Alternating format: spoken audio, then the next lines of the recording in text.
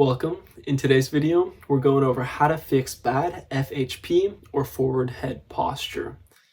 As a little side note, I have recently created a Discord. There's over 150 people in there talking about looks maxing and height maxing. Feel free to join. First link down below. With that, let's get into the intro. So, how do we grow taller? If you're still in puberty, you'll be growing at the growth plates.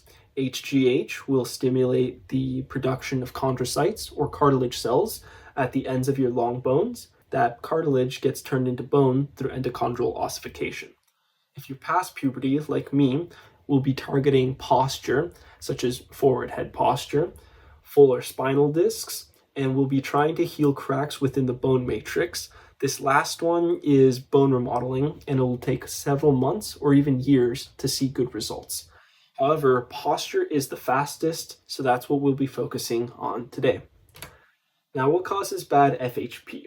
The first one is staring down for prolonged periods of time. Maybe you're reading a book, maybe you're on your phone, maybe you're using a laptop. This can happen in class, on the toilet, at the gym, etc. We look down a lot more than we realize. 2, lack of muscular support. This will be a weak neck, right? Our head, I think it's like 8+ pounds. And if we've got a weak neck, we can't support our head. So that causes kind of this drooping effect or craning effect. Also, our upper back and our abs to stabilize the spine and keep it upright with the correct curvature. 3, bad posture. This will be tight muscles that cause slouching, aka kyphosis. Now, how much height do we lose? About 1 to 2 inches, but we can fix this with a consistent routine within 6 months. The main thing is awareness, which leads to the proper habits when using your phone, when sitting down, when stretching, etc. 1, you'll want to use your device at eye level. So this will mainly be your laptops and your monitors. You'll want stands for these. It can be with books or a stand. You can get one for like 10, 20 bucks on Amazon.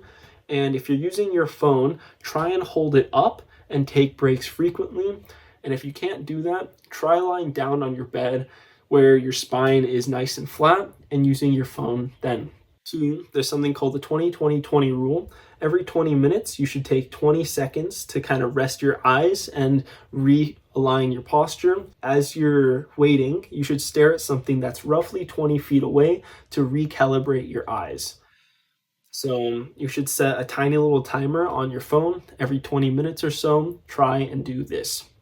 3, the best thing is just to avoid prolonged device usage. This one, it's hard for a lot of people to do, so focusing on the first 2 will be crucial. Solutions 2, muscular support, primarily the neck as well as the upper back. So you want to build that neck and you want to build your upper back. You want to do those neck curls, both forwards as well as backwards, to build up the deep cervical flexors, which are at the front of your neck. They taper down to the middle here. And then we've also got the upper traps, as you can see, upper trapezius, which will also help support the neck. Now, the mid traps will deal with how rounded the shoulders are. I'll talk about that in a second. And your lower traps help stabilize the spine as well. So it's really important to train your back and your neck.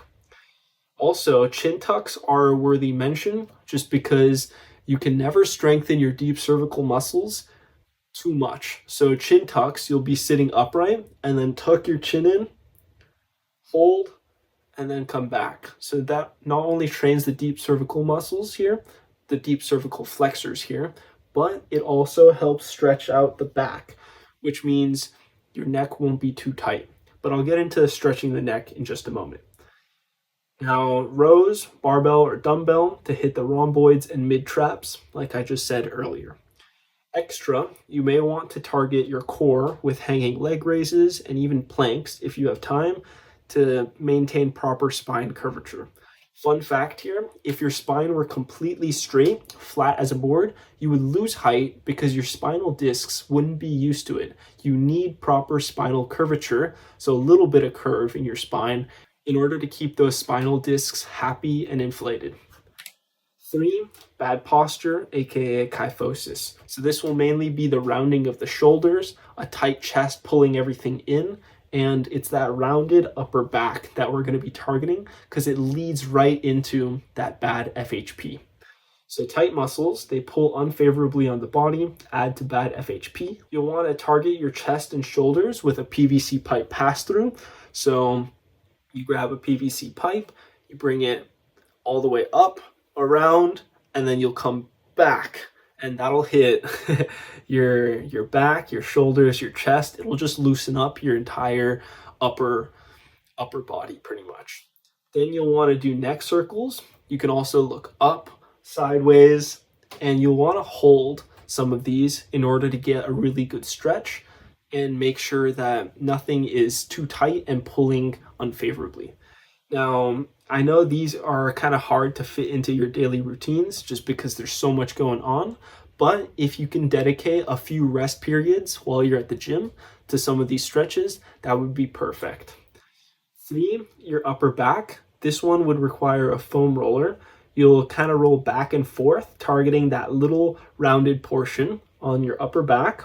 And if you hold, you'll be able to target that deep tissue more effectively. Now, with all that said, thank you so much for hanging out. Like and sub for more. Peace.